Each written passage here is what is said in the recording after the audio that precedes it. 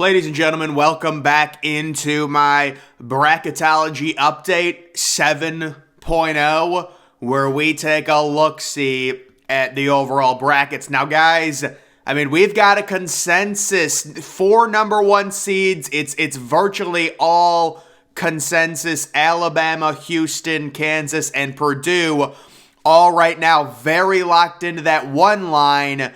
Kansas really coming on strong recently. Alabama and Houston, they're virtual locks. And then Purdue, kind of rebounding a little bit. We'll have to see what happens with them. But those seem like very strong number 1 seeds. Maybe if Purdue loses a few times or Kansas loses a few times, there could be a team. The other issue is a team like Virginia just completely fell off the map. You do have Texas and UCLA holding strong on that 2 line.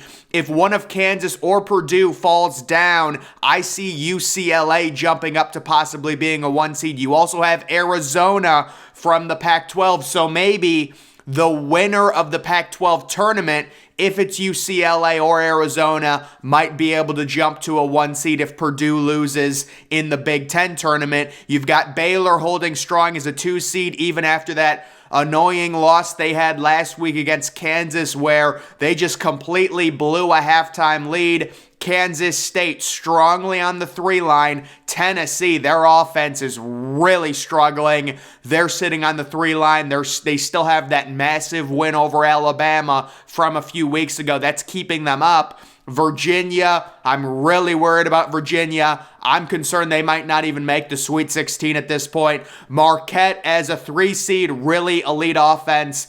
Iowa State sitting on the 4 line. Gonzaga is just crazy on offense. They're blowing everyone out. They're scoring 95 points a game. They're looking really strong to possibly jump to a 3. That West Coast tournament, very likely going to be a Gonzaga-St. Mary's final. That should be really fun. Indiana sitting on the 4 line. They've had a great second half of the year, along with Xavier. UConn as a 5. Miami as a 5. It's funny. UConn is like a top 10 team according to all the metrics. Miami is like outside of the top 30, but here they are right next to each other. St. Mary's is a 5 seed. Guys, after watching St. Mary's last night against Pacific, I'm actually convinced they're going to go to the Final Four. I'm making that bold prediction right now. St. Mary's, they're going to the Final Four. They're so good. Wow, amazing. And then Creighton also on the 5 line. San Diego State, the analytics love them, sitting on the 6. How about Northwestern's loss last night? Oh my goodness. They were up by like 20 at halftime and then they blew it to Illinois. TCU holding strong as a 6. There's Illinois.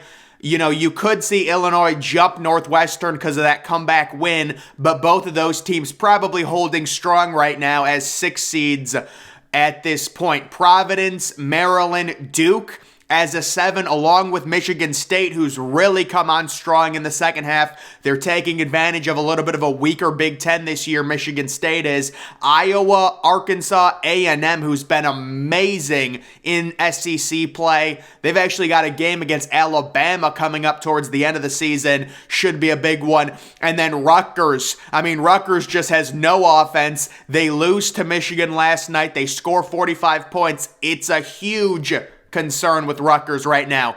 Missouri on the 9 line. Kentucky, they were on the bubble. They were in the first 4. Now it looks like they're clearly in after getting a few big wins in SEC play. NC State and Auburn as well. You've got Nevada, FAU, Pittsburgh, and Boise State. The analytics love Boise State. Those are your 10s, and then the teams on the bubble: Oklahoma State, Memphis, West Virginia, Mississippi State back in, according to most brackets. Wisconsin strictly on the bubble, and then USC on the bubble from the Pac-12 as well. And then looking at the rest of the overall bids, you've got Charleston, Oral Roberts, who all they do is win. What are they, 26-4? Drake has been amazing in the second half. Kent State from the MAC. How about Toledo, man? I hope Toledo makes the tournament. They have an amazing offense, Toledo.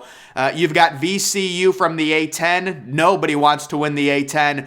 Liberty, Southern Miss, and then Utah Valley, who I got to start paying more attention to Utah Valley. They've been playing well. Iona, Yale, UC Irvine, Eastern Washington, Colgate, Vermont, Youngstown State, and Samford.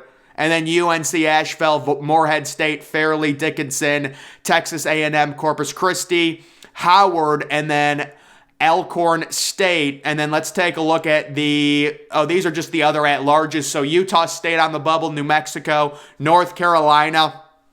I mean, North Carolina they should straight up miss the tournament at this point. They just haven't been good all year, and they play in a bad conference. I don't know. Texas Tech, Arizona State, Clemson, Penn State, and then North Texas rounding it out. Now let's get to the actual analytical rankings. You've got Houston here sitting as the number 1 overall team in the country in front of Alabama by almost a full point due to Alabama's really close win against South Carolina that knocked them down according to a lot of the overall metrics. UCLA holding very strong. They've been amazing, but the thing to worry about with UCLA, they're beating up on bad Pac-12 teams. You know, the analytics are going to like that, but there's really not a lot of quality wins. It's not an extremely hard schedule. Purdue sitting on the 4 right now. They've really been playing well, and the analytics are starting to like them a lot more recently. They're in front of Tennessee. And, of course, there's St. Mary's. It's amazing. The number 6 team in the country, UConn at number 7, Arizona 8. How about San Diego State, 13-2 in the Mountain West, sitting at number 9 with Kansas at number 10. So guys, once again, I would say if you want some legitimate advice from a bracket expert like myself, guys, Kansas is getting knocked out in the Sweet 16. You heard it here first. Creighton as an 11 overall. Then you've got Texas, Baylor, Gonzaga, the number 1 offense in college basketball. They have a bad defense, though, really bad. Marquette, A&M at 16. They've been, look at that, 13-2 in conference. Arkansas at number 17. That's pretty crazy that they're at 17 and they're 8-7 in conference. Iowa State, Auburn, West Virginia at 16-12, 5-10 in conference. Wow, that's it. The Big 12 is very hard. Kansas State, Kansas State fans have got to be pissed.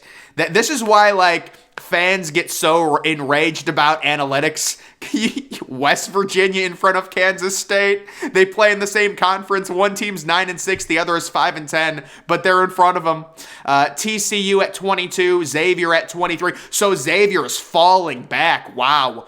Michigan State and then Boise State. Yeah, I like Boise State a lot. Memphis, Indiana, Virginia is getting crushed. Virginia is not making it out of the first weekend at this point. If they're a 3 or a 4, Rutgers, just a real bad offense. Oklahoma State, then you've got Maryland, Miami of Florida, pretty, down. I called them Miami of Florida. No, I was talking about Miami of Ohio. Northwestern, NC State, Liberty. Oh, they face Queens today. That'll be a nice matchup.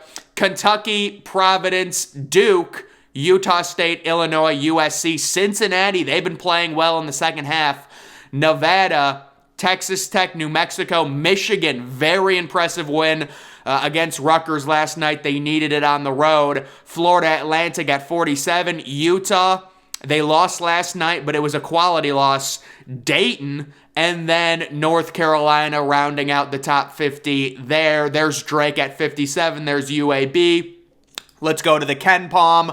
Houston, UCLA in front of Alabama. So guys, here's the thing with the Ken Palm. The Ken Palm factors in off the court drama. So I'm kidding. But no, I mean, dude, how about that thing with Alabama? Guys, if you believe in karma, I'm just telling you this. You probably shouldn't pick Alabama to win the tournament. I think karma's going to get them in the tournament. Imagine they lose to a 16 seed. I was just thinking, imagine Alabama plays Brandon Miller in the tournament and they lose to a 16 seed. It would be hilarious. But no, Alabama's really good, but that's a weird situation. Purdue at number 4. UConn at number 5. They love UConn. Tennessee, Kansas, they're St. Mary's. Texas at 9. Arizona at 10. Pretty your usual suspects here. Gonzaga's at 13. They have the best offense in here. Who has the best defense? Yes, still Tennessee. But again, when you're talking about teams to go to the Final Four and actually win, what you want is like a top 15 team in both offensive efficiency and defensive efficiency. So like Houston, Alabama, Purdue, UConn's a really good rounded team. Kansas is a good rounded team.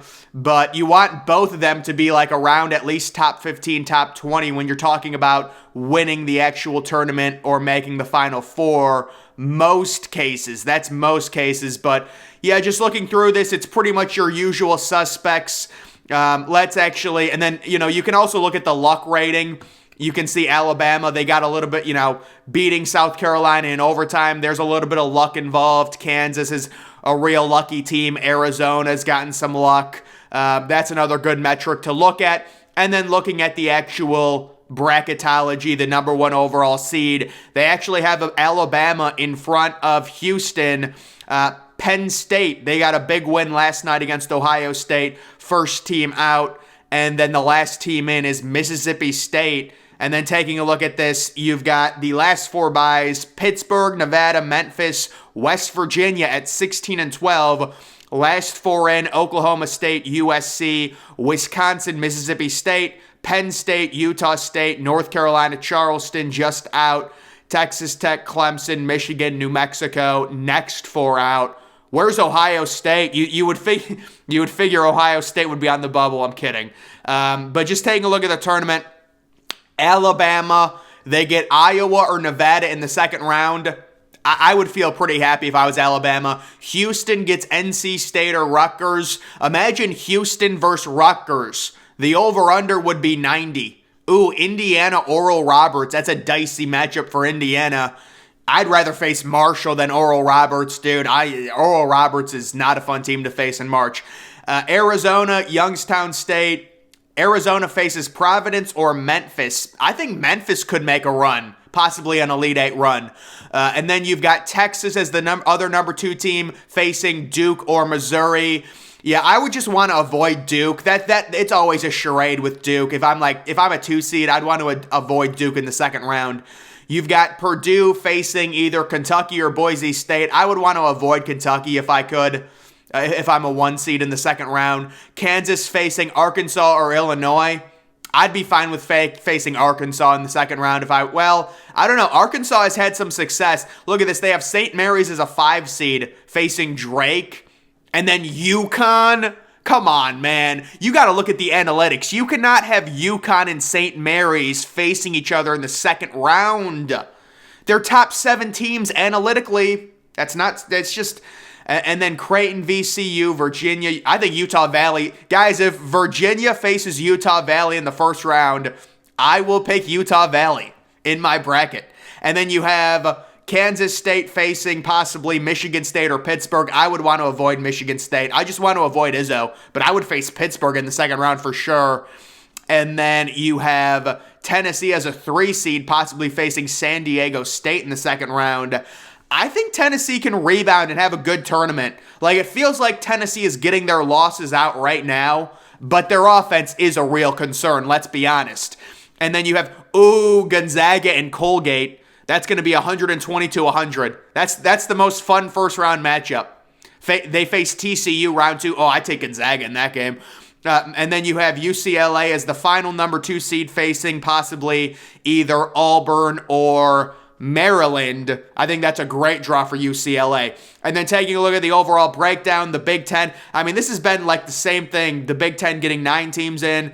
Big 12's at 8. SEC is up to 8. ACC is down to 5. Big East at 5. Mountain West at 3. Pac-12 the Mountain West is better than the Pac-12. The West Coast is better than the Pac-12, dude. Almost. I don't know. I mean, it's crazy. But that is just the final look at those right there. So that's kind of the updated look at the bracket and what everything is looking like here when it comes to March Madness in 2023. But that's going to do it for this video, guys. Make sure you're following me on Twitter. That's always in the description. I'm, of course, the Depressed Ginger. Thank you for watching.